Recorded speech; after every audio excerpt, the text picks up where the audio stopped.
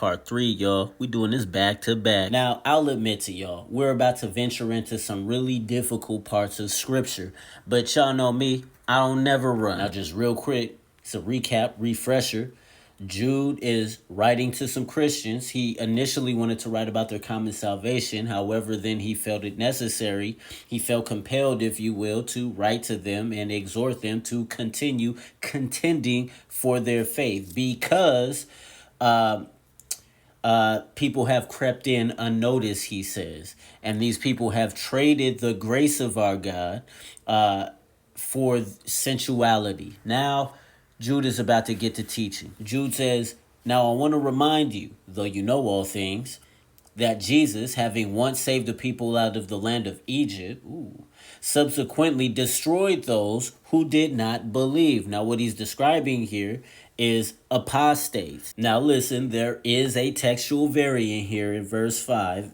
The earlier sources render it Jesus, or says that Jesus led them out of or saved the people out of Egypt.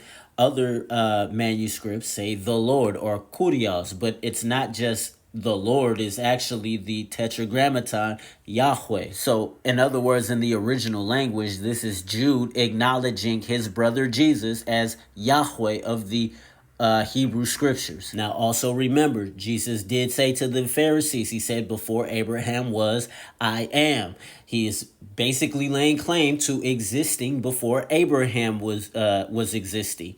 This is why the Jews wanted to stone him. You dig what I'm saying? Also remember that John makes it a point when giving Jesus's genealogy, it's a divine genealogy. It's an eternal genealogy.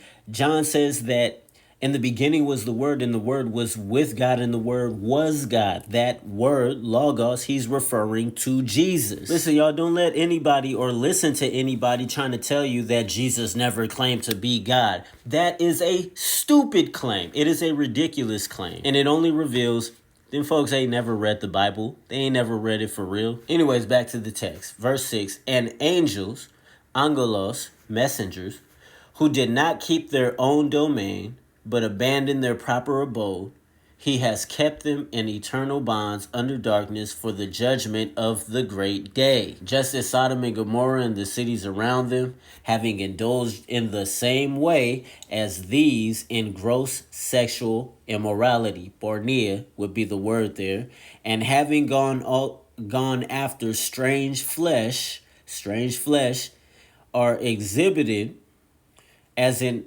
example, undergoing," my bad, y'all, got the timer in the way, "undergoing the punishment of eternal fire." Now, real quick, I just want to plug Michael Jones, Inspiring Philosophy.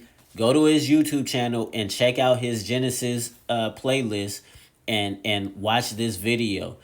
Genesis 6a, the Nephilim. He gives an excellent explanation and an alternate interpretation referring to the sons of God. Genesis chapter 6, where it's talking about the sons of God, not actually being angels, but rather being mighty men, or the kings of old, and their lust for polygamy. And I actually agree with this interpretation, yo. I no longer hold to the whole angels, giants, and all this other stuff. He gives a really compelling explanation, a really compelling argument. Sorry, it's late, y'all. So don't take my word for it. Go and check it out yourselves. Now, let's just say that for the sake of this letter, you know what I'm saying, that Jude believes that his audience holds to that idea. Because, I mean, let's see, he's living under Hellenized culture. You feel me? Like, I'm pretty sure that those types of stories would have been real prevalent. Look, there's so much more to say on this, but I'm not going to say it unless y'all specifically ask. And this is for the sake of the space on my phone. So catch y'all in part 4.